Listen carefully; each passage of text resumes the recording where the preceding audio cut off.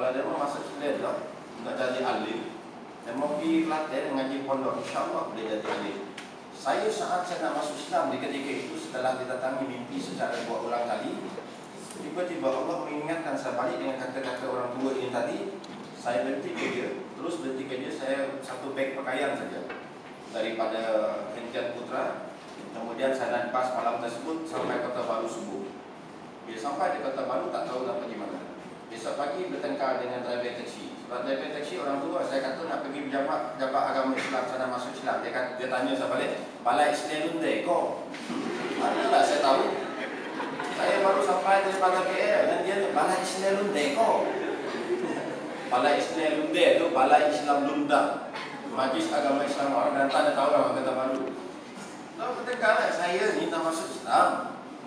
Saya nak masuk Islam, boleh tak hantar saya pergi pejabat agama? Dia pun tengok saya balik cakap, balai Islam lunde kau? Mentang-mentang orang tua dalam hati saya jemput kau orang tua dia. Lepas tu saya fikir-fikir balik kata-kata dia tu. Islam tu ada dah tu. Oh iya dah tu, Islam dah tu. Okey lah, test lah, kok betul lah. Ternyata betul sungguh. Sampailah balai Islam Lunda. Baik, kemudian dia sampai di balai Islam Lunda ni. Saya jumpa orang yang pertama. Saya dalam keadaan bawa beg, saya pun boleh tahu saya datang daripada Kuala Lumpur, saya nak masuk Islam sini, kemudian saya nak belajar pondok. Saya tak nak balik KL dan saya nak duduk Kelantan, saya nak masuk belajar di pondok. Orang yang pertama ni bawa saya jumpa orang yang kedua. Orang yang kedua tanya saya cerita lagi, cacat-cacat lagi cerita benda yang sama. Kemudian habis cerita yang kedua bawa lagi orang yang ketiga. Saya rasa orang yang ketiga ni pun 2 kali 5, 5 kali 2 juga lah. Saya macam tetapi tidak. Yang ketiga ni nama dia Ustaz Ibrahim bin Yaakob. Dia ni pegawai kewangan Majlis Agama Islam Kelantan. Saya beritahu dia, saya daripada KL, saya datang sini nak masuk Islam dan saya nak belajar Islam di pondok. Dia dengar macam tu terus dia ulur tangan, jabat kemudian syahadah Islam. Tak ada tanya banyak-banyak macam tadi dia datang ni dia ada kenal dia apa lagi tak tahu. Kemudian bila habis syahadah apa semua, yang pakcik yang tadi Ustaz Ibrahim tadi, dia pun ambil beg saya. Dia sendiri ambil beg saya. Dia bawa, kemudian saya ikut pakcik lah. Dia kata, ikut dia. Masuk dalam kita dia, rupa-rupanya saya ingat dia nak hantar saya pergi pondok. Teman dia kan, rupa-rupa dia hantar saya di rumah dia, di Wakaf Cik Ye. Masa tu Wakaf Cik Ye lama lagi. Saya rindu zaman Wakaf Cik Ye masih lama. Masa tu saya selalu makan nasi air. Malam-malam saya lepak makan nasi air situ. Kadang-kadang sekoneng-koneng juga masa tu. Kalau masa Islam nakal-nakal kan, awet ramai. Wakaf Cik Ye malam-malam sekoneng-koneng juga lah. 3 ekor pusing-pusing. Tapi sekarang ni Wakaf Cik Ye baru dah atas sono dan macam ni. Ada orang Wakaf Cik Ye, orang Kelantan angkat tangan sikit. Tengok orang Kelantan kena bangga jadi orang Kelantan. Saya dulu hajat saya, niat saya nak kahwin dengan orang Kelantan, duduk Kelantan. Tetapi tiba-tiba dapat jiran sebelah Terengganu. Jadilah tak apalah, jiran juga. Baik. Kemudian alhamdulillah dia bawa pergi, saya pergi ke rumah dia bagi saya mandi, bagi rehat apa semua. Dan saya duduk di rumah dia sudah lebih. Tiap-tiap pagi ada ustazah datang mengajar saya mengaji. Dan balik pada cerita yang George Abihot ini tadi. Bila kami sedang berbuka puasa, kemudian tiba-tiba dia bagi saya, dia beritahu saya satu perkara. Dia kata, Ustaz, dia kata, semalam masa saya mengucap 2 kalimat syahadah, Ustaz, saya rasa lain. Dia kata, orang Sabah ni dia bah-bah tu ada lah. Tapi orang UM jangan banyak sangat sebut bah-bah, banjir tak pasal-pasal. Kata saya rasa lain bah dia. Bila dia sebut macam tu, kemudian air mata dia penuh. Dan saya tahu dia menahan air mata dia pada menitis. Kemudian saya usap bahu dia, saya kata saya pernah merasa apa yang kamu rasa 8 tahun dulu ketika mana kali pertama saya mengucap 2 kali syahadah. Kemudian air mata dia mengalir. Saya ingat 2 kemanisan yang saya dapat bila saya memulai Islam. Pertama saat saya mengucap 2 kali syahadah, setelah 3 kali saya gagal menjadi seorang Islam. Kemudian yang kedua, yang sangat paling indah bagi saya, paling manis sekali bila saya memulai Islam, bila saya mensyahadahkan dari kalangan orang bukan Islam. Dan paling manis sekali bila saya mengislamkan satu keluarga. 3 keluarga pengalaman saya Islamkan cukup manis sekali. Subhanallah. Yang terbaru sekali Sarawak. Yang keluarga yang terbaru sekali, anak dia seorang dengan isteri dia, kemudian mak ayahnya, kemudian seorang adik dia. Walaupun ada keluarga yang lain tak memilih Islam, tapi satu keluarga ini dia memilih Islam. Ini duduk di rumah panjang. Saya baru saja balik daripada Sibu. Semalam flight saya sampai pukul 3.30 ke City, 1.30 daripada Sibu flight saya. Dan alhamdulillah, ini cerita tentang George Capihon. Kemudian yang kedua, seorang perempuan iman namanya Sheryl. Dia bekerja di Bangsa Maju di ketika itu. Saya telah daripada Kota Damansara. Kemudian kebetulan petang itu saya ada kuliah muslimah di Kota Damansara. Kemudian lepas sembahyang asar semua di masjid Kota Damansara, saya pun telah balik ke Shah Alam. Dalam perjalanan saya dapat satu call. Kemudian dia beritahu dia Sheryl orang Iban daripada Miri. Dia beritahu, kemudian dia cerita dengan saya, dia dapat nombor telefon saya daripada buku Travel of Hidayah. Kemudian dia cerita, dia kata 2 hari lepas ustaz saya ke Majlis Agama Islam di Kuala Lumpur, KL, dengan tujuan untuk nak memeluk Islam.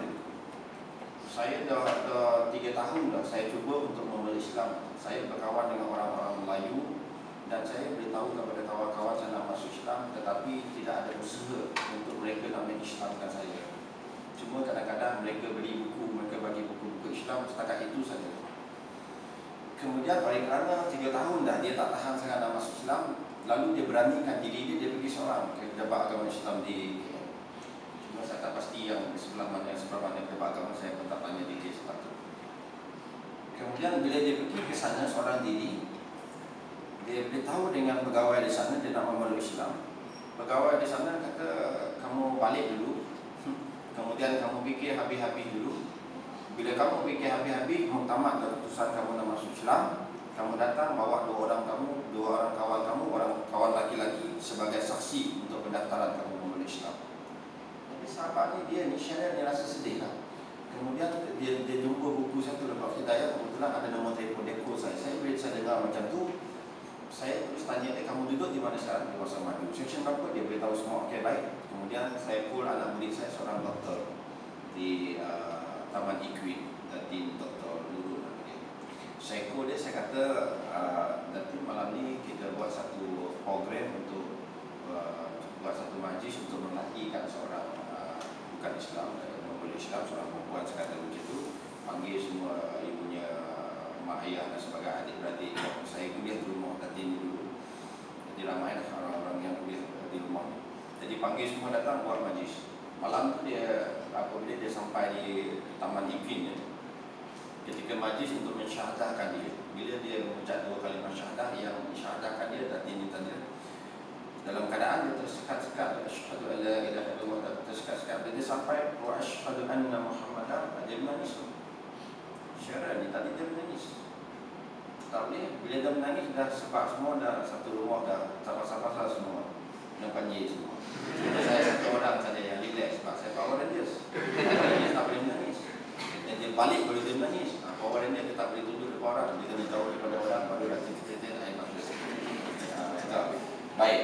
Kemudian rehat sekejap. Bila dah sebab apa semua yang dah timbul peluk dia apa semua, semua full balik, lebih kurang dalam 5 minit baru sambung balik. Selesai syahadat. 3 hari selepas itu saya mendaftarkan keislaman dia di Majlis Agama Islam di Shah Alam. Kemudian ketika mana selesai ada proses pendaftaran semua, saya tanya dia tentang peristiwa malam itu, mengapa dia menangis. Kemudian dia beritahu saya, dia kata apa dia, sekali lagi bila saya tanya dia, air mata dia menitis sekali lagi. Dia kata cukup air mata ini membuktikan besarnya hidayah. Saya masih ingat sampai sekarang ucapannya, subhanallah. Nampak? Jadi saya bila saya buat satu modul, cuma minta maaf, laptop saya ada problem sikit dan saya dah beberapa bulan saya tak buat laptop. Sepatutnya saya ada satu modul dengan slide show dan sebagainya. Bila saya impas kembali tentang perjalanan manusia ini, mengapa ramai dari kalangan umat Islam kita gagal. Sepatutnya bila saya fikir-fikir balik, kita sebagai umat Islam kita tak gagal. Kita hidup dalam suatu agama yang amat sempurna. Sebab Allah dikir dalam Quran, al-yawma akmaltu lakum dinakum. Pada hari ini telah kami sempurnakan agama kami bagi kamu. Ayat ini bila diturunkan dalam asbabun nuzul, diturunkan ketika mana Nabi berada di padang Arafah. Nabi sedang duduk di atas unta di ketika itu berdiri. Apabila ayat ini turun, unta itu berat nak menanggung sebab sempurnanya Islam ini, Datuk pun terjerepuk unta ke tanah. Nampak tak? Hebat. Kemudian wa'atmamtu 'alaikum ni'mati, dan telah kami cukupkan segala nikmat kami bagi kamu. Baik, kita lihat dua ayat. Kalaulah kita hidup